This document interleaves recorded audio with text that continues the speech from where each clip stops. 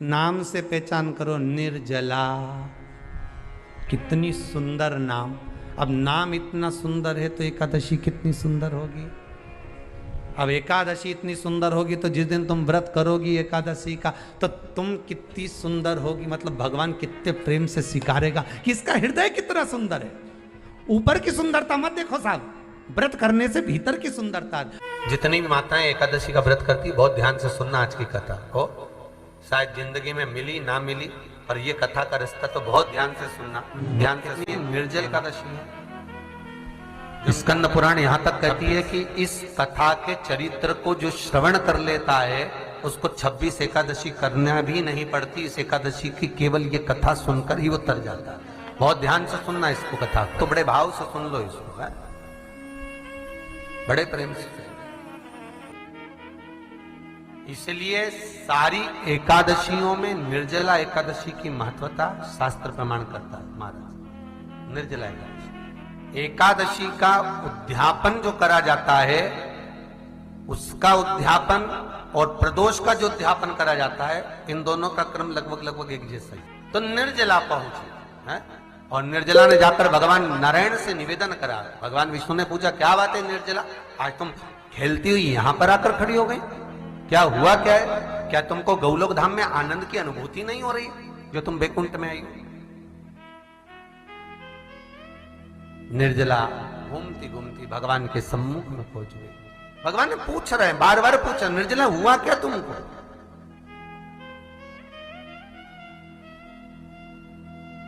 ए निर्जला, ए एकादशी, हुआ क्या है तुमको? क्या कारण है तुम्हारे यहां आने का, बैकुंठ पहुंचने का? बहुत ध्यान देना महाराज। शास्त्र कहता है सोमवार, मंगलवार, बुधवार, गुरुवार, शुक्रवार, शनिवार, ये देवता वो देवता सबके व्रत कर लो, सारे व्रत कर लो, पर ये व्रत आपको परमात्मा के धाम तक लेकर नहीं जा सकते, क्योंकि इनका जो पुण्य है वो मृत्यु लोक में आप थोड़ा सा भी व्रत करते हैं तो पुण्य समाप्त हो जाता है। पर हिंदू धर्म के 3 व्रत ऐसे बता दिए जिन व्रतों का पुण्य समाप्त नहीं हुआ।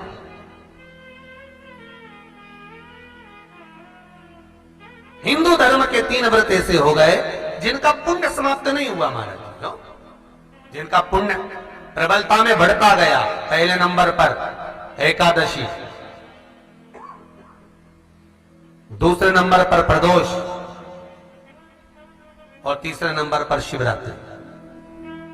एकादशी भी 26 है तो प्रदोष भी जम के बोलते जाओ 26 है। शिवरात्रि केवल 12, केवल 12, और अगर अधिक मास की पड़ जावे तो ये 13, पर अधिक की आय तो 13 है। तो यहां शास्त्र कह रहा है कि 3 व्रत हमारे यहाँ जिनका पुण्य समाप्त नहीं हुआ, जिनका पुण्य प्रबल हुआ, बड़ा। इसलिए आज भी माता एकादशी का व्रत करती है। और एकादशी का व्रत कर कर अगर कोई जीवात्मा को देते हैं, कोई मर भी गया तो उसको एकादशी का दान देते हैं। एकादशी का उसको दान दिया है। महाराज निर्जला खड़ी है। पूछा क्यों आई हो, क्या कारण? निर्जला आई तब लक्ष्मी मैया उठकर निर्जला के करीब में गई। निर्जला बहुत सरल थी। निर्जला कहते हैं कामा एकादशी सबसे लंबी है। कौन सी एकादशी? कामा। फिर मोक्षदा उससे नीची है महाराज। और निर्जला जो है बिल्कुल छोटा स्वरूप है। निर्जला का मतलब देखा जाए तो केवल 2 चोटी करी हुई है। मस्तक पर भोर लगा हुआ है निर्जला के, माथे पर बिंदी लगी हुई है निर्जला के, सुंदर गले में तुलसी की मालाएं पहनी है निर्जला। हाथ में जो हाथ फूल जैसी माताएं पहले पहनती थी, आपको ध्यान में होगा, ऐसा बड़ा फूल होता था, अंगूठियां पड़ी होती थी, हाथ में ऐसा लगा रहता है। तो निर्जला हाथ फूल भी तुलसी के धारण करी। बड़ा सुंदर स्वरूप है माता निर्जला का महाराज। छोटी है तो माता लक्ष्मी उनके पास में गई और निर्जला से जाकर पूछा, निर्जला तेरे आने का कारण क्या है, तू बता। नारायण आपसे पूछ रहे हैं कि क्यों आई हो, किस लिए आई हो, क्या है तुम्हारे आने का कारण? निर्जला ने कहा, मेरी विनती केवल इतनी सी है मां कि मैं ये चाहती हूं कि मैं जीव के प्राण छूटने के बाद उसके प्राणों को जिस समय मैं लेकर जीवात्मा के प्राणों को परमात्मा तक भेजूं, बैकुंठ तक भेजूं, गौलोक धाम तक भेजूं, उस बीच में मुझे ले जाते समय कई नरक भी बीच में पड़ेंगे, कई स्थान ऐसे बैतरणी आदि के स्थान बीच में आएंगे, तो वो स्थान में मुझे रोका ना जाना, मैं सीधे भगवान के धाम पहुंच जाऊं। ऐसी कृपा, ऐसी दया।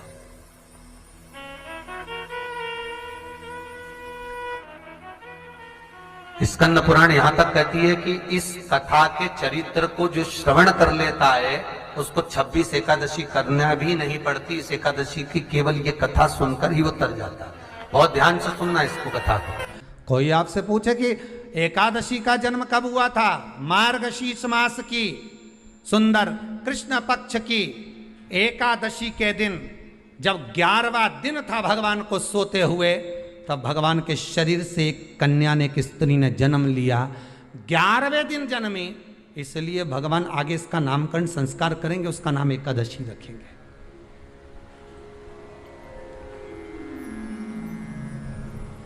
इसी को कहते उत्पत्ति एकादशी, उत्पन्ना एकादशी।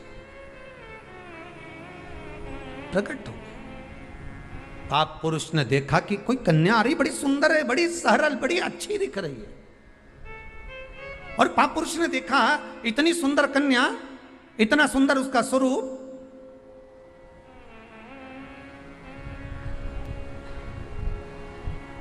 कईयों के मन में बड़ा प्रश्न होता है महाराज जी।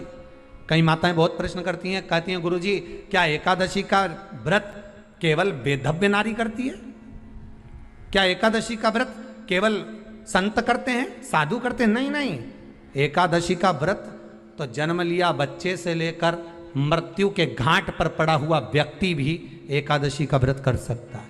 अपनी एकादशी स्वयं करो, मरने के बाद दूसरे लोग एकादशी दें, उससे अच्छा है कि अपना अकाउंट में खुद जमा करते चलो। तो बुरे वक्त में थोड़ा बहुत कहीं ना कहीं अपने का यमदूत आ गया, यमराज आ गया और उसने कहा लाओ एकादशी दो। अब तुम तो इंतजार में बैठी कि अभी 12वां तो होने दो, तो क्या 12वां के कहीं करेगी? तो क्या 12वां के हमारा छोरा होने एकादशी देगा? तुम खड़े रहो। अब वो 10 दिन तक तो इंतजार करा। गरुड़ पुराण में लिखा है जीवात्मा के जब प्राण छूटते हैं, किसी के प्राण छूटे, प्राण छूटने के 10 दिन तक जीवात्मा घर की अटारी पर रहती है। अब 10 दिन के बाद तो जाएगी। अब तुम तो कह रही अभी रुक जाओ रे, अभी कहाँ जा रहे हो? अभी एकादशी मेरे को मिलेगी, हमारा छोरा देगा, बहू देगी, बड़ी बहू देगी, छोरा देगा, पोता देगा, पोती देगी, नाती देगा, पंती देगा। और पंडित जी जब बैठे संकल्प दिलाया, बोलो तुम्हारे दादाजी के कितनी एकादशी दोगा? तो क्या हमने 5 दी, कोई के हम 14 दी, कोई के हम 10 दी, कोई के हम 3 दी, कोई के हम 2 दे दिए। तो कहीं दादाजी कहीं भिखारी था?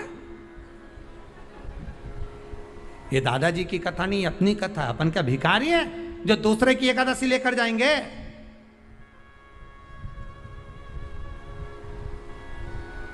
अपन अपनी एकादशी खुद करो, स्वयं एकादशी करो, फिर कहूंगा भले बकरी जैसे चरो, पर एकादशी कर। स्वयं अपने लिए एकादशी करो।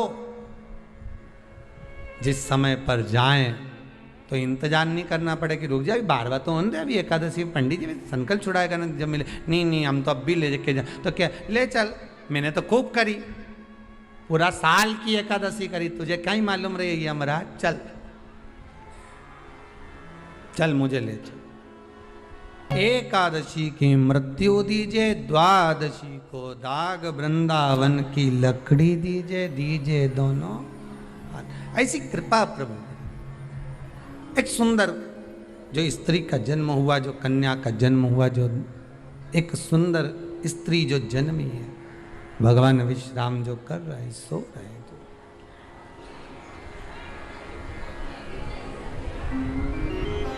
प्रकट हो गई। एकादशी का जन्म मार्गशीर्ष मास कृष्ण पक्ष एकादशी, उत्पन्ना, उत्पत्ति एकादशी प्रकट हुई। पाप पुरुष एकादशी को देखा, भाग गए। कितना सुंदर व्याख्यान वर्णन है, जरा ध्यान दीजिएगा कि मात्र एकादशी का दर्शन ही पाप पुरुष ने करा और वो भी भाग गया। घर में अगर कोई एक व्यक्ति एकादशी का व्रत करता है तो उसके घर में पाप प्रवेश नहीं करता। ये देखिए कितना सुंदर व्याख्यान। पाप पुरुष भागा। मुरदैत्य सामने खड़ा था। जैसे ही सुंदर स्त्री को देखा, मुरदैत्य ने हाथ आगे बढ़ाया। इतने में एकादशी माता ने तुरंत जो हाथ का धक्का दिया कि मुरदैत्य ने जैसे देवताओं को नीचे पटका था, वैसे ही मुरदैत्य भी भूमि पर गिर पड़ा। बहुत ध्यान देना, अगर आप किसी को नीचे गिरा रहे हो तो अपनी भी तैयारी पूरी कर कर रखना कि तुम भी कहीं ना कहीं नीचे गिरोगे, आज नहीं तो कल। आप किसी के लिए खड्डा खोद रहे हो, तैयारी कर रखना, एक दिन आपके लिए भी तैयारी। बार में कोई सीधा है, बहुला है, बहुत सरल है, किसी के बीच में नहीं बोलता, उसके साथ अगर आप कपट करोगे तो आपको रोना तो बहुत पड़ेगा साहब, बिलखना तो पड़ेगा बहुत। अब एकादशी ने धक्का दिया, नीचे गिर गया। कहते हैं 1 वर्ष लग गया था उस मुरदैत्य को उठने में, जो धक्का एकादशी ने मारा था। कई एकादशी ऐसी रे, एक धक्का जो मारे नहीं तो अच्छा निपटी जाए। पाप कपट छल बेईमानी प्रपंच ये तो उठे ही नहीं दादा एकादशी के दिन, ये सब दुबक के बैठ जाए। आज एकादशी है, आपने बोलना ही नहीं। ऐसे हर एकादशी पे एकादशी आ जाए तो तुम काय बोले उससे।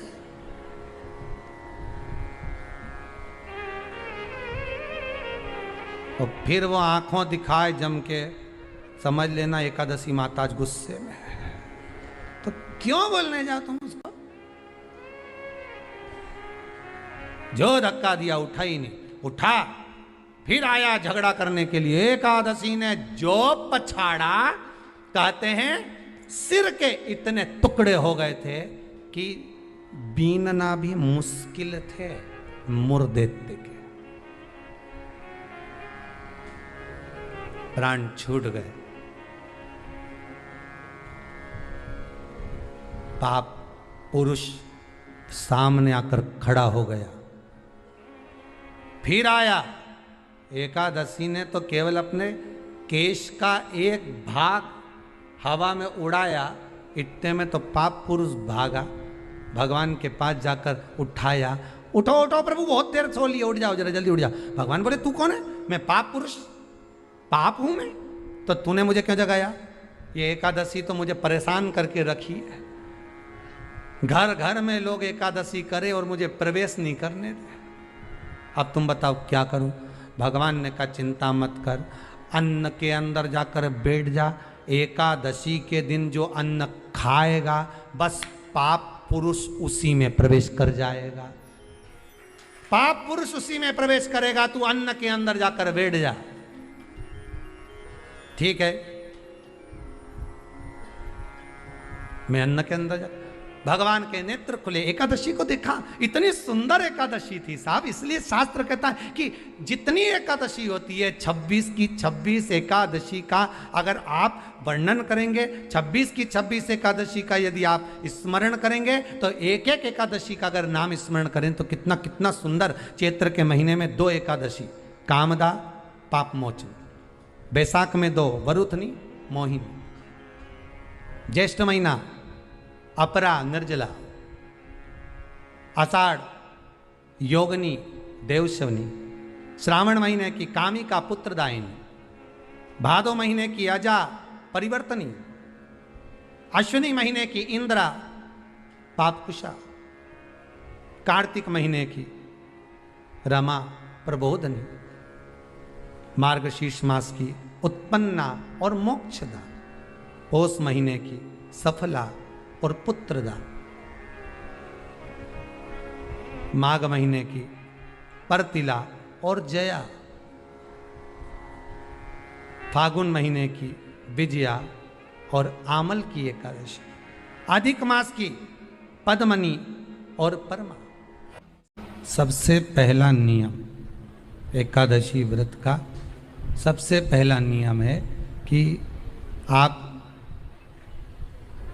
जिस दिन व्रत करो उसके एक दिन पहले भक्ति का संचार इस हृदय में कर लो।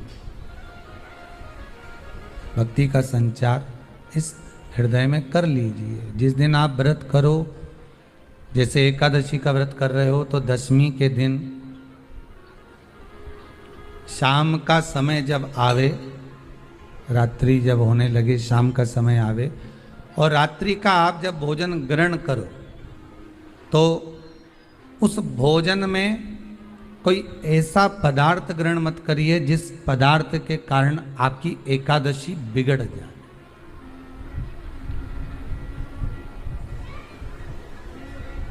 कोई बेकार भोजन में ग्रहण नहीं करना,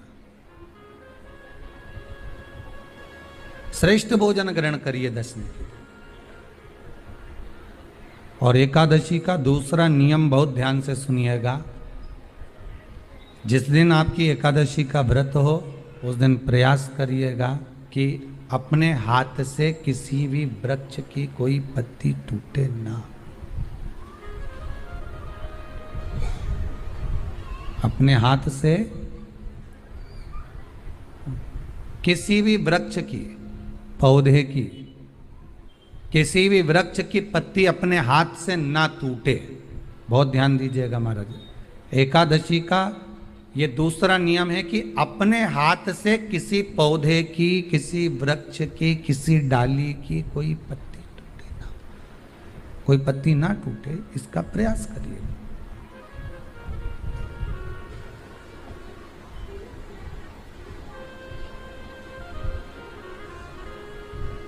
कितना सुंदर व्याख्यान कहा है, कितना सुंदर वर्णन है महाराज कि मात्र एकादशी का व्रत कर लेने पर, मात्र एकादशी का व्रत कर लेने पर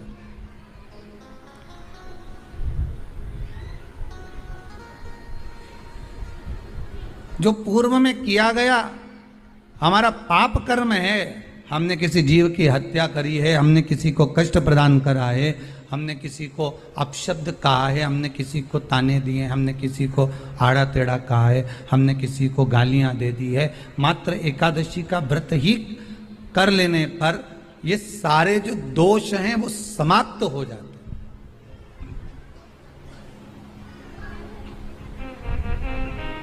सारे दोष हमारे समाप्ति पर आ जाते हैं।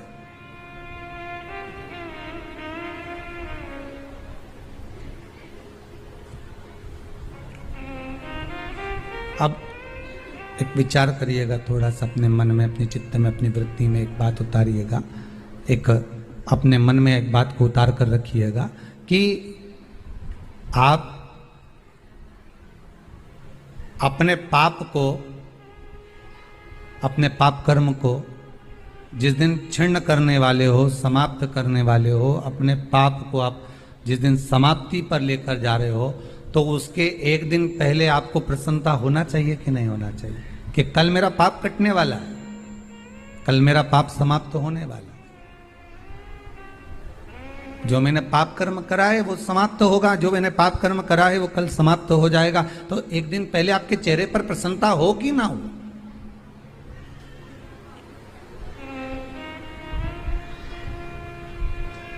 और चेहरे पर वो प्रसन्नता आपके आना चाहिए कि कल मेरा एकादशी का व्रत है, आज दशमी है, कल एकादशी का व्रत है, तो कल मेरी जब एकादशी का व्रत रहेगा तो मेरा ना जाने कितना कितना पाप, कितना असत्य, कितना झूठ, कितना प्रपंच वो समाप्त हो जाएगा। इसमें मुझे प्रसन्नता हो, इसमें मुझे आनंदता हो।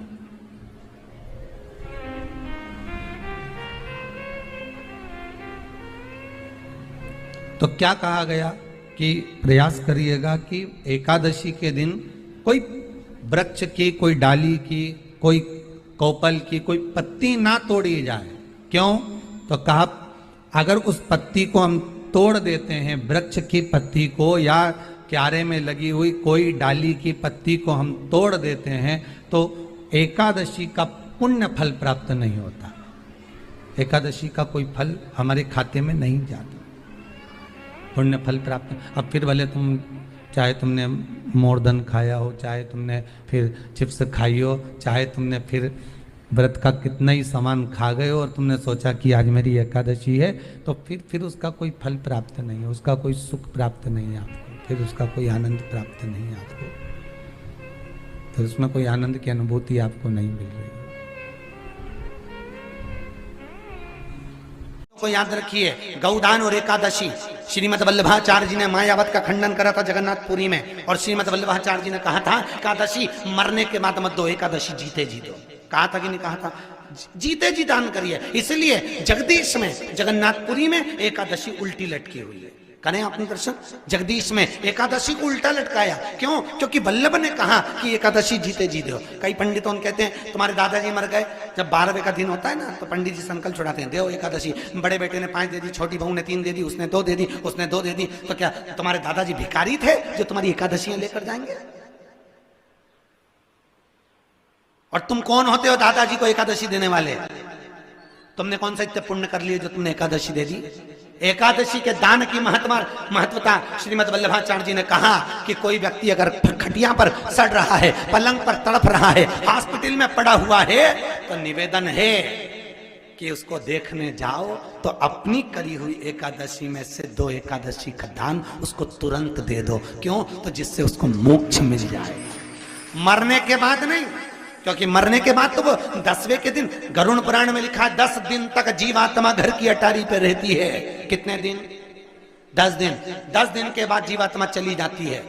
कहां जाती है? उसको जहां जाना है। 3 दिन में उसको भोग भोगना पड़ता है जीवात्मा को। 3 दिन नरक का भोग भोगती है, उसके बाद स्वर्ग का भोग भोगती है। 18 दिन में ये प्रोसेस पूरी हो जाती है। कितने दिन? 18 दिन। 18 दिन के बाद में उस जीवात्मा को धान के खेत में पटका जाता है। किसके खेत में? धान के, चावल के खेत में। इसलिए कहते हैं एकादशी के दिन चावल मत खाओ। कहते कि नहीं कहते? और क्या कहते हैं? द्वादशी के दिन चावल खाना जरूरी है। एकादशी का पालना करना है तो द्वादशी को चावल का 1 गिलास खाओ, तब द्वादशी को चावल खाओगे तो एकादशी लगेगी। चावल नहीं खाओगे तो एकादशी नहीं लगेगी। द्वादशी को चावल खाना जरूरी है। क्यों कहते हैं? क्योंकि धान के खेत में जीव को छोड़ा जाता है, उस धान के खेत में, चावल के खेत में जीवात्मा रहती है। उसको चिड़िया खाती है तो चिड़िया के रूप में जन्म लेता है, मनुष्य खाता है तो मनुष्य के रूप में जन्म लेता है। इसलिए एकादशी के दिन चावल नहीं खाया जाता, क्योंकि एकादशी के दिन हम चावल खाएंगे तो जीव हत्या का दोष लग जाएगा। फिर कब खाना है? द्वादशी के दिन। द्वादशी के दिन क्यों खाया जाता है? क्योंकि हम एकादशी के व्रत करे रहते हैं, और पहला घासा जब चावल का खाते हैं तो अपनी करी हुई एकादशी का पुण्य, जितने जीव हमारे मुंह में जाते हैं उनको उसका पुण्य मिल जाता है, और उनका फिर जन्म नहीं होता, वो तर जाते हैं, उनको एकादशी का भाग मिल जाता है। इसलिए कहते हैं एकादशी को चावल मत खाओ, पर द्वादशी को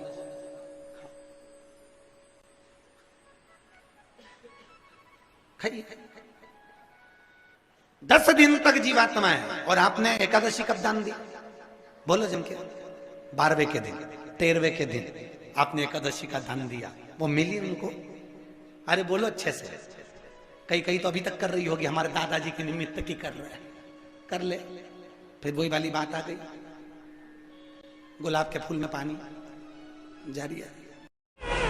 एकादशी के दिन शंकर भगवान को चावल का दाना चढ़ाना चाहिए कि नहीं चाहिए?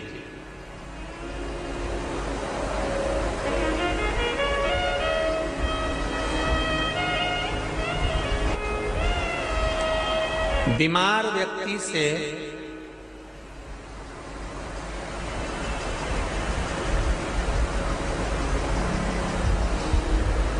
कोई बीमार व्यक्ति है, बहुत रोगीला, उसको बहुत रोग है, शुगर है, बीपी है, थायराइड है, सब कुछ है उसको,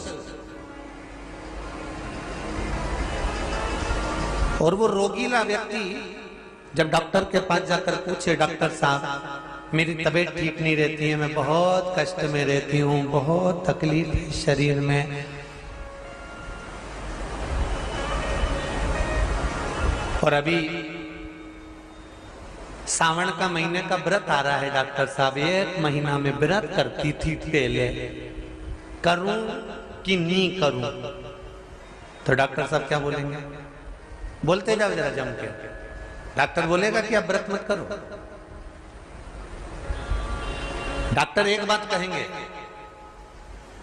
शरीर स्वस्थ रखना है, व्रत बाद में हो जाएगा, अगले वर्ष कर लेना, पर अभी शरीर को सही रखने के लिए दोनों समय अच्छे पेट भरकर सात्विक भोजन करो और अपने शरीर को ठीक करो। सात्विक भोजन करो, अपने शरीर को, व्रत बाद में भी हो जाएगा, अगले वर्ष हो जाएगा।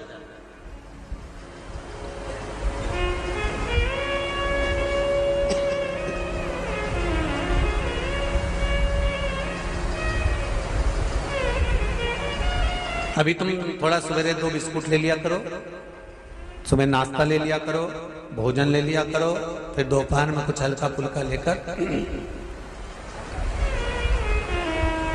थोड़ी थोड़ी देर में खाते रहना चाहिए हो।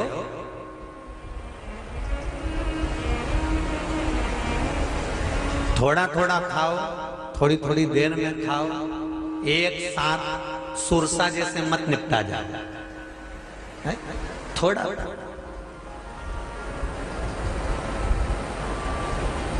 ज्यादा खाओगे और ज्यादा कमाओगे तो दूसरों को कष्ट नहीं होगा, कष्ट खुद को होगा। ज्यादा खाओगे आपाच्य हो जाएगा, रात की नींद उड़ जाएगी, शरीर में अच्छा नहीं लगेगा। ज्यादा कमाओगे, रात की नींद उड़ जाएगी, दुनिया की दृष्टि तुम पर पड़ जाएगी और तुम्हारी रातों की नींद। कमाओ भी उतना जितना खर्च कर सको और खाओ भी उतना जितना पचा सको। अति सर्वस्व वर्जक। डॉक्टर कहेंगे ये तुम्हारा व्रत जो है ना अगले साल कर लेना, इस साल मत करिए, इस साल तो आराम से भोजन वोजन करो तुम लोग, बढ़िया प्रेम से खाओ पिए। तो उसी तरह किसी ने पूछा कि चावल का दाना एकादशी पर भगवान शंकर को चढ़ा सकते? चावल का दाना शंकर जी को चढ़ाते क्यों है, पहले तो वो समझ लो।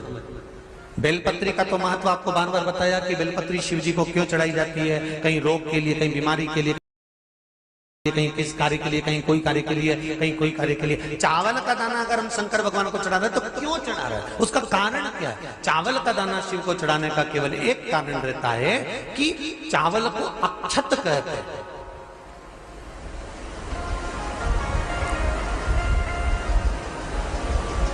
अक्षत का मतलब होता है अक्षय।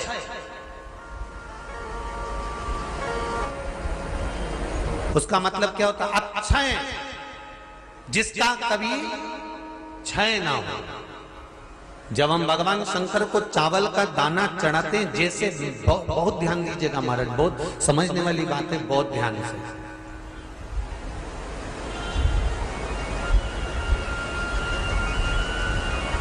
चावल का दाना हमारे मस्तक पर तिलक करने के बाद पंडित जी क्यों लगाते हैं कि भगवान जैसा समय आज चल रहा है, आप पूजन कर रहे हो, पाठ कर रहे हो, दान कर रहे हो, पुण्य कर रहे हो, सत्कर्म कर रहे हो, भजन कर रहे हो, मेरा देव अधिदेव महादेव, मेरा नारायण, मेरा सत्यनारायण भगवान, मेरा राम जी, मेरा विष्णु जी, मेरा भागवत मैया, मेरी रामायण मैया, ब्राह्मण मस्तक पर तिलक लगाने के बाद चावल इसलिए लगाता है कि जैसा समय आज चल रहा है, भगवान तुमको ऐसा ही समय बनाकर रखे और तो ऐसे ही 4 चांद लगाते रहो, दान पुण्य संकीर्तन करते रहो। इसलिए मस्तक पर चावल का दाना लगाया जाए।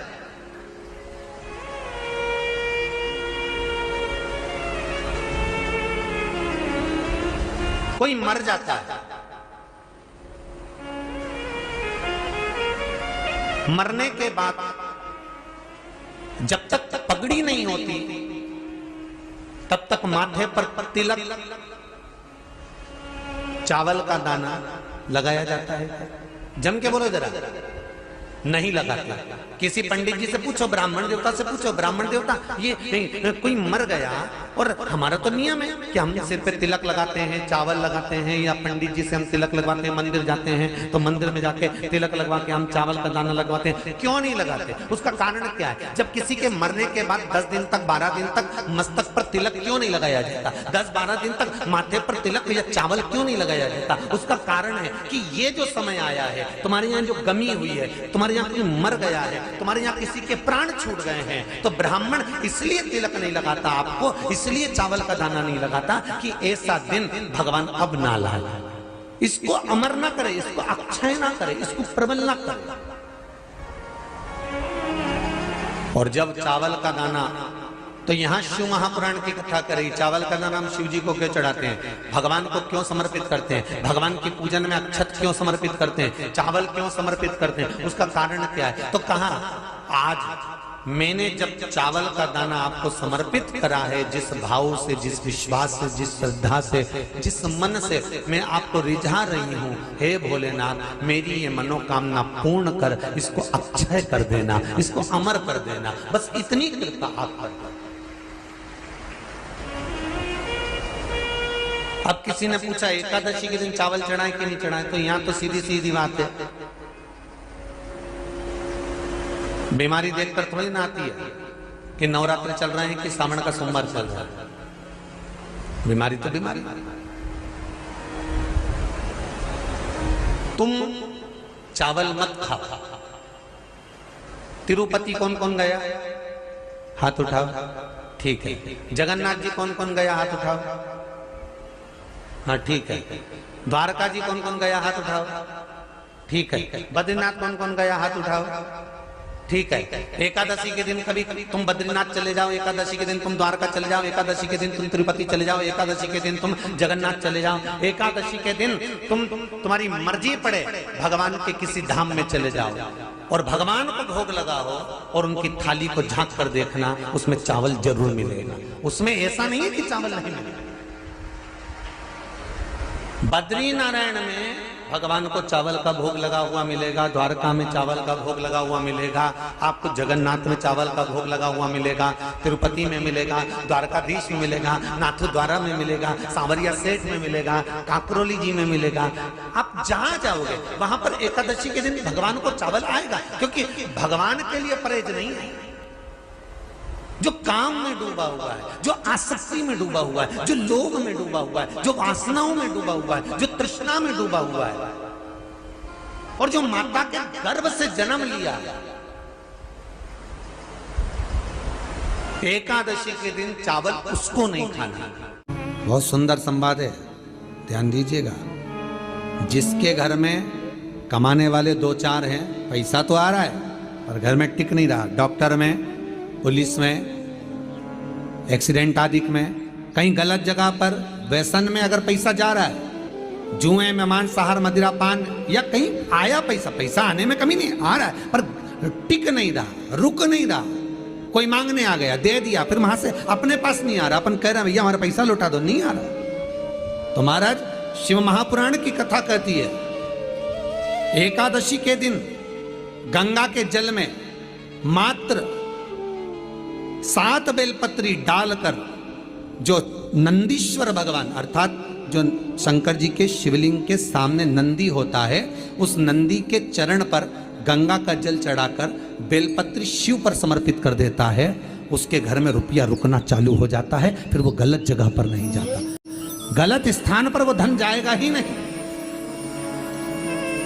बेटा अगर व्यसन में पड़ा हुआ है, मदिरा पान में पड़ा हुआ है, मांसाहार में, जुए आदि में जा रहा है, तुम्हें लग रहा है कि मेरा बेटा गलत मार्ग पर जा रहा है, ये मित्र दोस्ती गलत हो रही है, वो सही जगह पर आ जाए। करना है एकादशी।